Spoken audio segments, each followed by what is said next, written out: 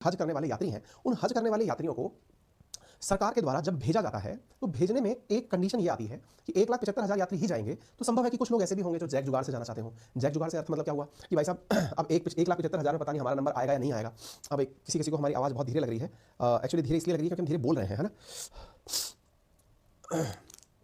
हाँ संजय भाटी, मैं समझ रहा हूँ भाई, आपको आवाज़ धीरे लग रही है क्योंकि मैं धीरे बोल रहा हूँ। अच्छा, तो अब ऐसी स्थिति में फिर भी मैं आपकी सुविधा के लिए इसमें नॉइस गेन फीचर जोड़ देता हूँ ताकि आपको मेरी आवाज़ और तेज़ी से सुनाई दे जाए, ठीक है।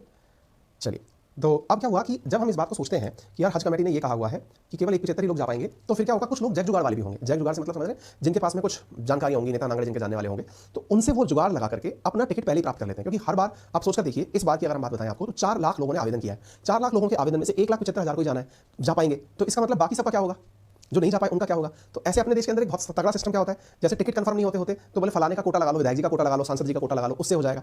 ऐसे ही हमारे देश में अभी तक क्या था कि अगर आपका हज का टिकट नहीं हो पा रहा है तो 2012 तक 5,000 सीट, 1,75,000 में से 1,75,000 इस बार का कोटा है, आप मान के चलिए 1,00,000-1,50,000 का जो भी कोटा होता था, उसमें से 5,000 सीटें जो है वो मतलब वीआईपी कल्चर के तहत वो होती थी, रिजर्व होती थी। वीआईपी कल्चर के तहत रिजर्व होने का मतलब है, अब वीआईपी कौन है आप ये भी जानना चाहेंगे। तो हमारे राष्ट्रपति के नाम पर, हमारे प्रधानमंत्री के नाम पर, उपराष्ट्रपति के नाम पर, माइनॉरिटी मिनिस्टर के नाम पर, हज कमेटी ऑफ इंडिया के नाम पर, इस प्रकार से सीटें बटी हुई होती थी। इतनी सीटें अगर कोई चाहेगा तो राष्ट्रपति की तरफ से जानने वाला होगा तो राष्ट्रपति का जानकार इन सीटों के थ्रू चला जाएगा।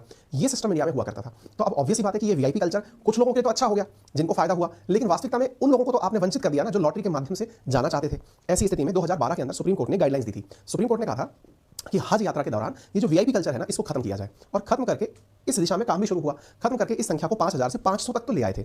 सरकार ने हाल ही में ये भी घोषणा कर दी कि वो 500 भी खत्म हो जाएगा, यानी वीआईपी की सीटें ही खत्म हो जाएंगी। अब जो भी जाएंगे सब सामान्य नागरिक की तरह से जाएंगे, कोई भी जैक जुगाड़ से यात्रा नहीं करेगा। यानी कि धार्मिक यात्राओं में किसी भी प्रकार का कोई ऊंच नीच नहीं होगा, जो है वो सामान्य नागरिक है और सामान्य नागरिक की तरीके से ही उनको एक तरीके से आम नागरिकों के लिए सरकार के द्वारा ये एक अच्छा कदम बताया जा रहा है, ठीक है। दूसरा पॉइंट आता है, सरकार ने यहाँ पर एक काम और किया है, और वो क्या है, हज यात्रा में दी जाने वाली सब्सिडी को खत्म कर दिया है। सब्सिडी का मतलब क्या होता है, अब मैं आपको वो भी बताता हूँ। हालांकि सब्सिडी 2018 में खत्म हो चुकी है। 2012 के अंदर जब सुप्रीम कोर्ट ने वीआईपी कल्चर खत्म करने की बात की थी, तब एक बात और बोली थी कि हज यात्रा के नाम पर जो लोग वीआईपी के साथ साथ सब्सिडी भी लेते हैं। सब्सिडी क्या होती है, देखिए क्या है कि अगर किसी को सऊदी अरब जाना है, 5-7 दिन की जो भी यात्रा है, सऊदी अरब जाना, वहां रहना, वहां जाके खाना, फिर वहां की यात्रा करना, उसमें लगभग 3.5 से 4 लाख रुपए खर्च होते हैं आने जाने के अंदर।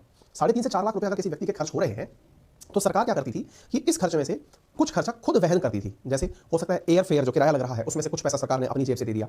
तो एक प्रकार से सरकार इस यात्रा का कुछ खर्च अपनी जेब से दिया करती थी। सुप्रीम कोर्ट ने कहा कि देखिए, इससे बेहतर है कि आप समाज के उत्थान पर पैसा खर्च करें। जो व्यक्ति पहले ही यात्रा करने जा रहा है, जिसको पता है कि हाँ भाई मुझे धार्मिक यात्रा करनी है, उसको अपने जीवन काल के अंदर उसने इतना पैसा बचा के रखा है, उस पैसे का उपयोग किसी और काम में किया जाए। सुप्रीम कोर्ट की वर्ष 2012 की गाइडलाइंस थी। सरकार ने, केंद्र सरकार ने 2018 के अंदर ही हज सब्सिडी भी खत्म कर दी। सब्सिडी का मतलब हुआ कि जो पैसा यात्रियों को सुविधा के रूप में दिया जा रहा था, अब उस पैसे को महिलाओं और बच्चों के लिए, जो कि मतलब अल्पसंख्यक समाज से हैं, उनके विकास के लिए खर्च किया जाएगा। यानी हज सब्सिडी खत्म और वीआईपी